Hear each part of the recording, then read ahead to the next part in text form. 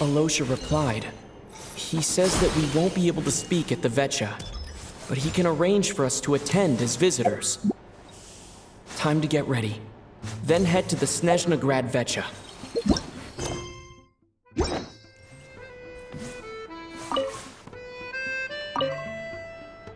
back! Paimon's been working on the crossword puzzle in the newspaper. It's actually pretty fun! Oh, shoot! Paimon forgot the next word! Oh, she had it a moment ago. Think, Paimon, think!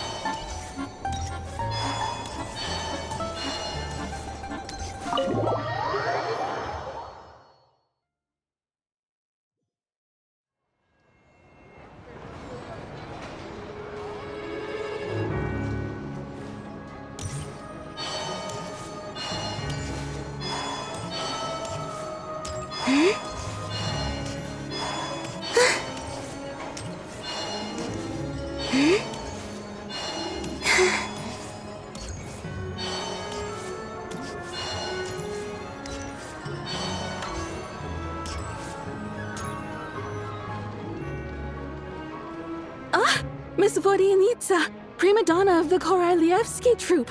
What a surprise meeting you here. Will you be sitting in on a session of the Vetcha? Sorry, I'm not taking interviews today. Oh good, you're here. The session's about to begin. Let's get inside. Please wait, Miss Vodianitsa. Could you introduce me to your new friend?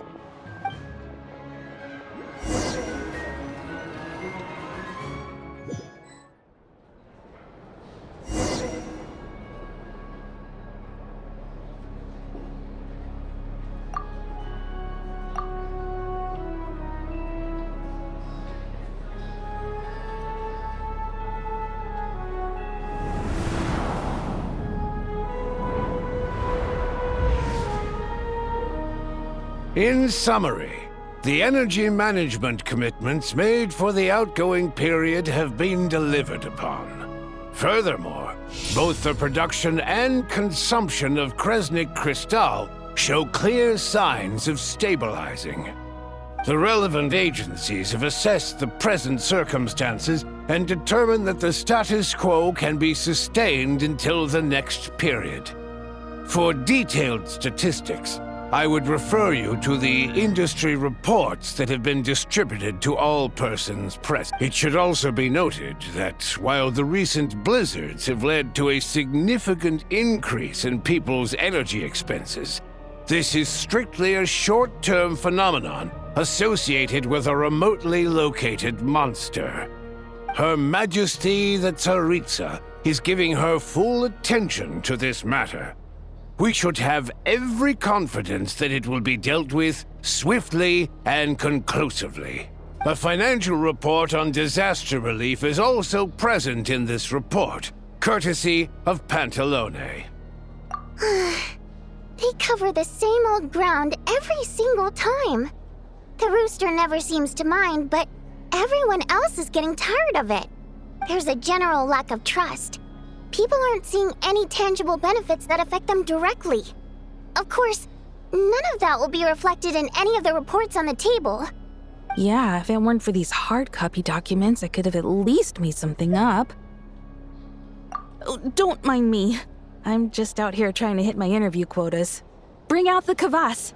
Ever read it? Best-selling newspaper in town. If I remember correctly, you guys don't even have a sales permit. You have to sell from stalls on the street.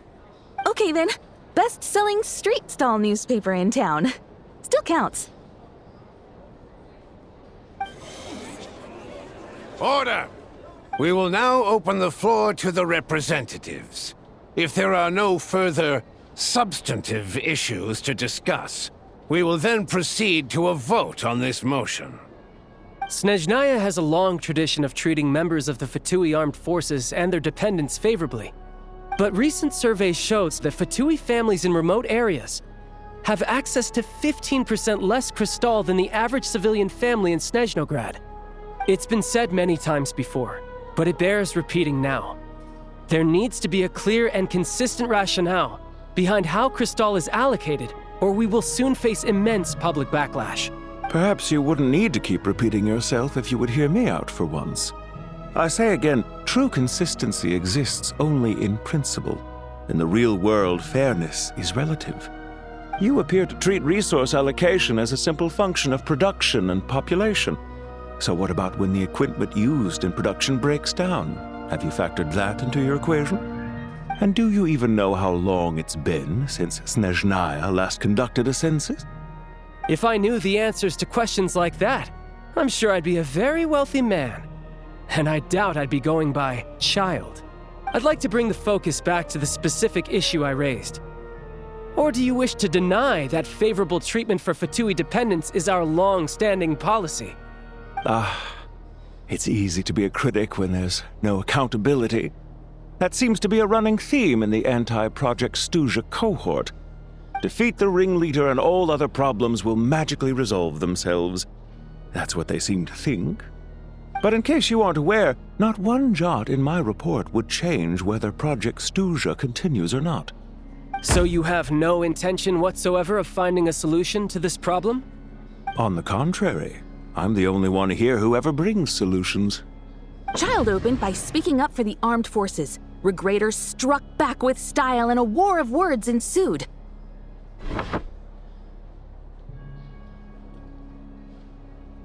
Our reporter was live on the scene to get the audience's reaction as it all unfolded. Who do you support?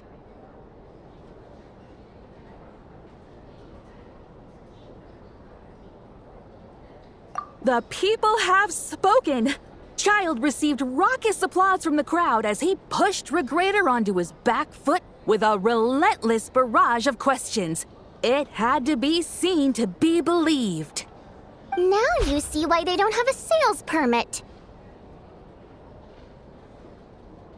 However this reporter wants to spin things, I haven't forgotten that Tartaglia was representing the Northland Bank when we first met in Liyue.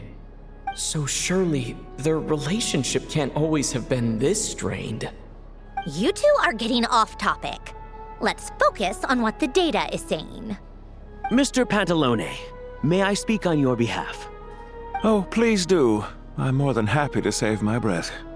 Crystal distribution policy undergoes modifications with each new period.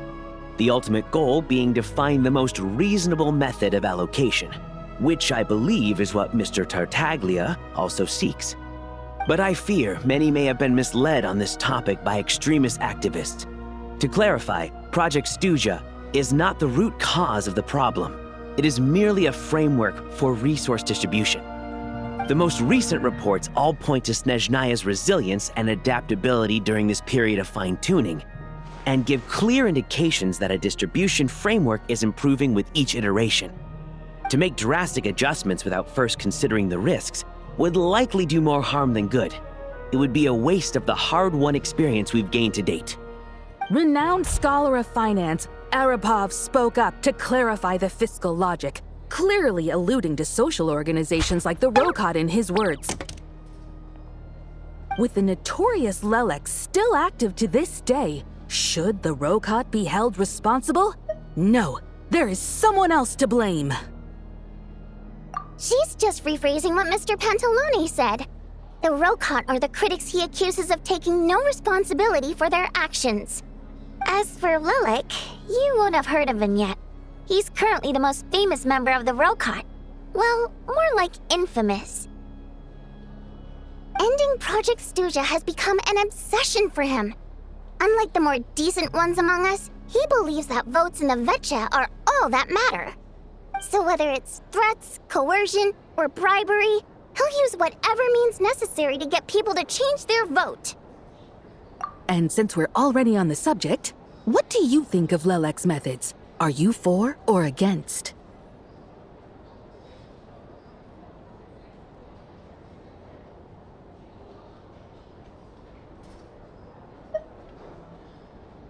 Well, whatever the story is, his actions benefit us all. We stand with Lelik. At least someone here wants to take this discussion seriously. I've been considering that issue myself. What you really need is more precise regional data, right? I think it would be easiest to let the Fatui handle it, since they're already in charge of Crystal shipments anyway. We may as well get them to collect some data while they're at it. Whatever you need, you can ask the Fatui to look into it for you. In terms of supervision, I think the Druzhna would be a good fit.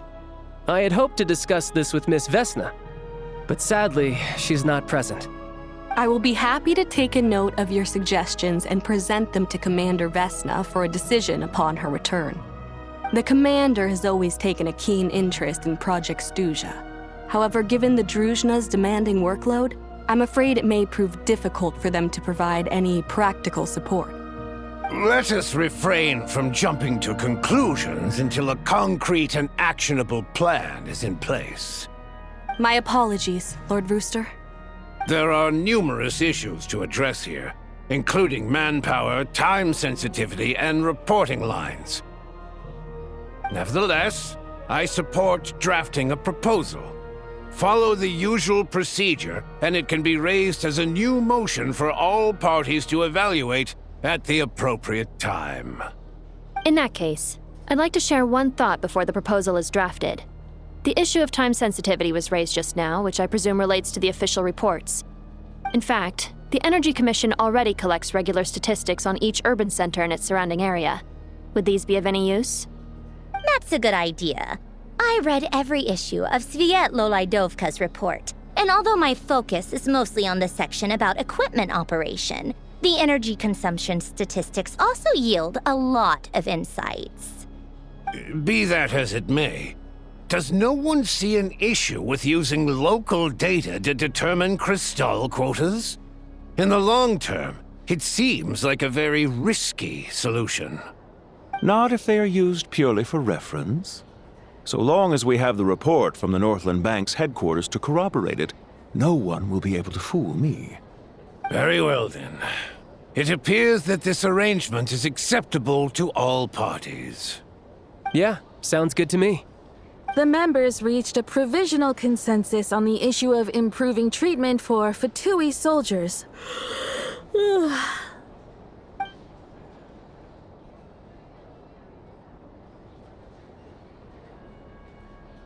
Today, the prima donna of the Korailievsky troupe attended a session of the Snezhnograd Vecha in the company of a dashing young man.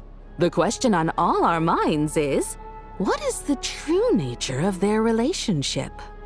Write anything like that again, and I'm revoking your permission to interview the troupe. Got it?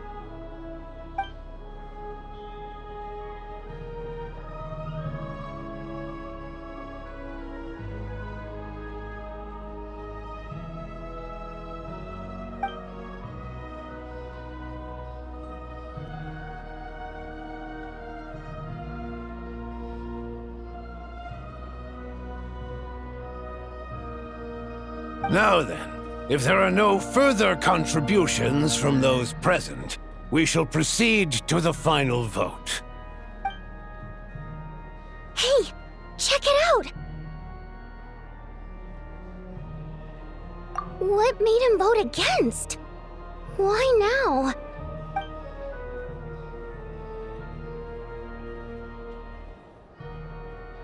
The votes have been tallied. Those in favor of continuing Project Stuja total 61%, securing a clear majority. That was too close. The margin has shrunk yet again. Chuganov was a huge loss. I'll bet Lelik is behind this. I wonder how Pulcinella will respond this time. Chuganov. I see. Lelik strikes again. Yes, go, Lelik. Once Project Stuja is defeated, our unwavering support at Bring Out the Kvass will finally pay off when we make our comeback. I can taste our victory already! In accordance with the result of this vote, Project Stuja will remain in effect until the next Vecha period. Finally, may I remind us all, We debate only for the greater glory and solidarity of our nation. May the aurora shine ever on, and the tundra always stand firm. The session is concluded.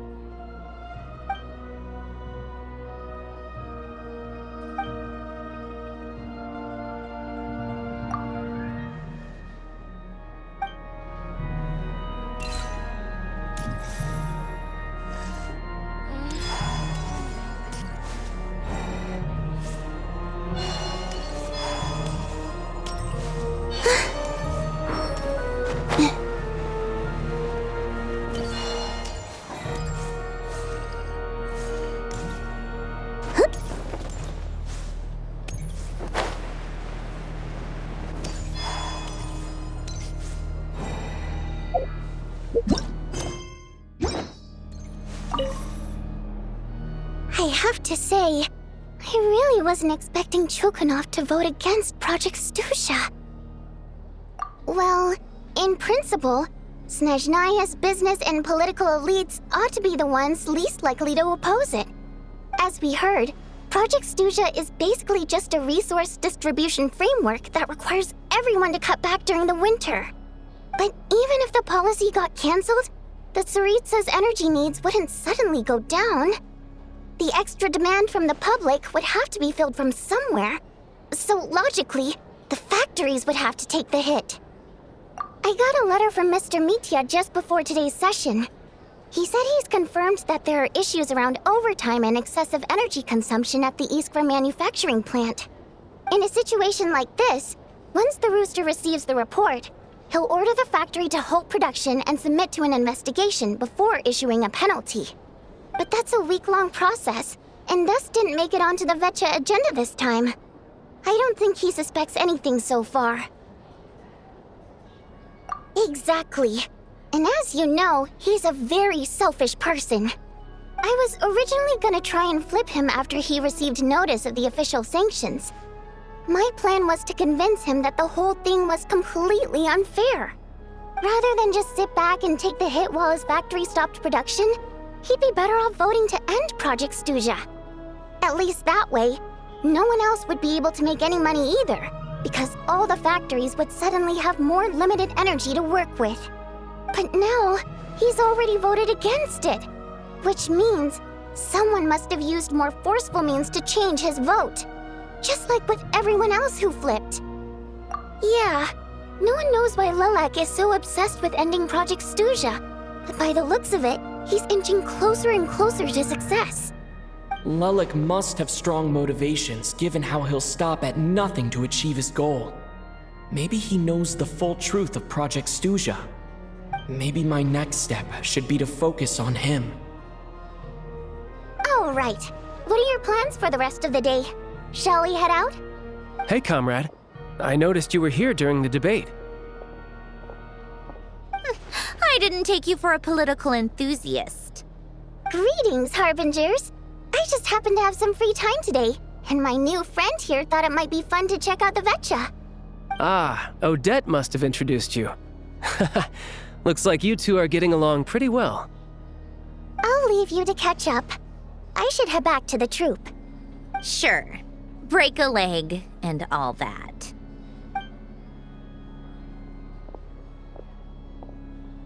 Thought it might be fun to check out the Vetcha, did you?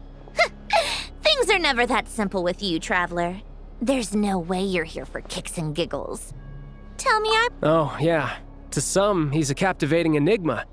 To others, he's the bane of their existence. No one ever thought that some anonymous nobody from the Rokot could cause such a stir. Huh? You want to look into Lelik? Then I'm sure his days of anonymity are numbered. What do you think, Sandrone? Fine by me, I guess. If the Traveler actually manages to expose Lelik, it'll be doing Pulcinella a favor. In return, it seems fair to let him in on what we've learned so far. My thoughts exactly. Sharing is caring, after all. Head back to Glupov and grab the files on Lelik. It's easier to just pull the records than go through the rigmarole of getting the Traveler a visitor's permit. As you command, child, sir. In that case, since we're going to be waiting anyway, I'll have someone brew a pot of black tea.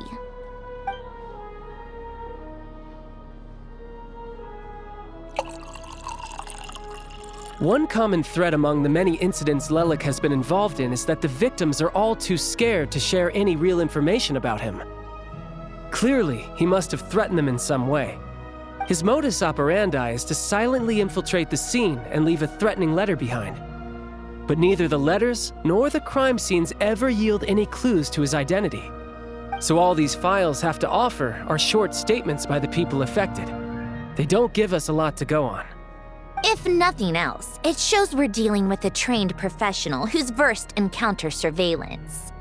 Yes, and to that point, he often strikes in highly secure locations.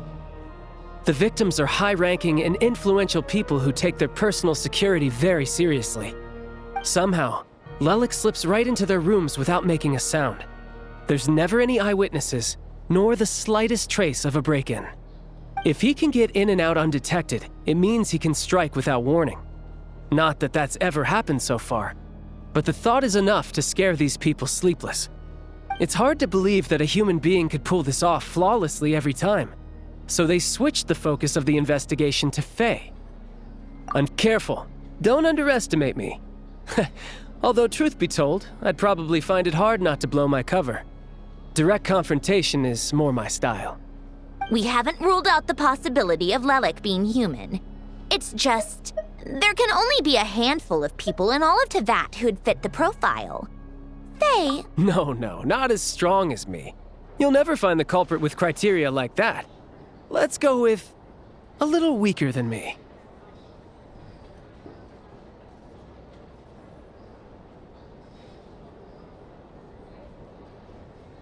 Oh, you hit me right where it hurts.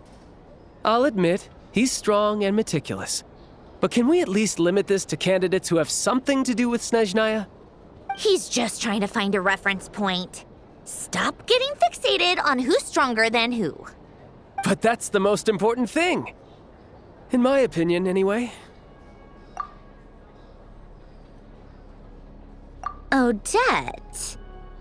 Yeah, that seems about right. Her skills are solid, and she's always calm under pressure. Except she's Fatui, so the likelihood of her working against us is pretty low. But yeah, much more accurate than your previous example, at least. No, wait a moment. Maybe we should interrogate that assumption. What do you mean? Which assumption? Her Fatui identity doesn't necessarily exonerate her. And when you think about it, the Rokot would be precisely what she needs to conceal her identity. Plus, she wouldn't need to be such a pro at covering her tracks. She'd already know where the Fatui will be and when, so she could choose the perfect time to act. Oh, yikes. I was just thinking out loud. Why is this starting to sound like such a convincing theory? Still, what reason could Odette possibly have for trying to call off Project Stuja? Arlecchino would be the best person to ask. She knows Odette best. Unfortunately, she isn't back yet. Rosaline used to open up to her in private about her struggles with Odette. As I'm sure you can imagine, Arlecchino is quite a lot better with children than Rosaline was. She gave her some tips on how to handle the situation, and Rosaline managed to reach a settlement with Odette before leaving. So I suppose there were at least no lifelong regrets left behind. Beyond that, I don't know the details about that side of things. But I do know that Odette definitely has a motive to hold a grudge against Project Stuja. The reason being, her father passed away during the early stages of the project. That was back before it had been named Project Stuja, when things were still being worked out. But in essence, it's remained the same ever since. Huh. The more you know. Rosaline was always so self-centered. I never understood why she started paying so much attention to Odette. Is that such a surprise? If you cast your mind back, you may remember that Rosaline and I weren't exactly close. We had tea together a few times, but that was about it. Odette's past is no secret. Her father was a fatus and her mother was a very famous ballerina. On the surface, it looks like she followed right in her parents' footsteps. But the truth is quite a different story. After her father passed away on a mission, her mother was overcome with grief. She broke her leg during a performance and could never dance again. Odette was only interested in ballet at the time, but this tragedy left the family with both breadwinners gone. They could barely make ends meet. Per Capitano's policy, family members of Fatui who died in the line of duty had to be appropriately accommodated and provided with adequate assistance. So, regardless of how Rosaline may have felt about it, it fell to her to resolve the issue of Odette's family's livelihood. In the end, the solution they agreed upon was to have Odette join the Fatui. Right, because the alternative would have been a one-off compensation payment, I guess. In that sense, joining up was definitely the better option. Still, she must have had mixed feelings about it, right? If she doesn't even like the Fatui. It's just a theory, a possibility. But as a motive for Odette to become Lelik, it holds up.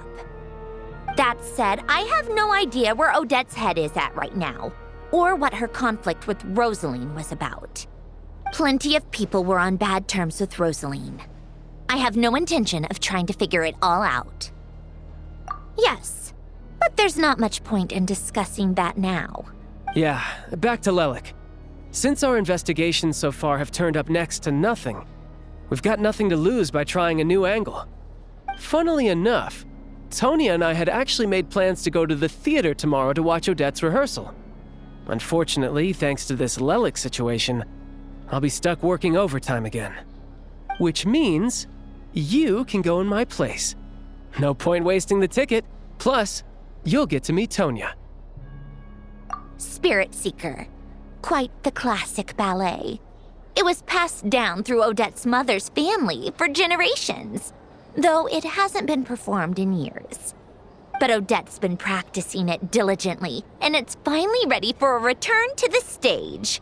Excitement is through the roof. Tickets for the official performance sold out long ago. Tonya's excited for it too. She's desperate to see it no matter what. Personally, it's not really my kind of thing, but since she's my little sister, I had to figure something out. I've actually seen it several times before. The story's pretty straightforward. The lead character follows a trail of clues left behind by a spirit, gradually recovering her memories along the way. It's a tale of love and regret. So not exactly reinventing the wheel, at least by today's standards. But when that classic melody kicks in and the lead character begins to dance, it always gets me. Not an easy dance to do justice to, though. I know it's always been Odette's dream to perform this piece, but I'm not sure she's really ready. In that case, I think that even if she is Lelik, we should wait until her performance is over before we respond. I'll let you take it from here, comrade.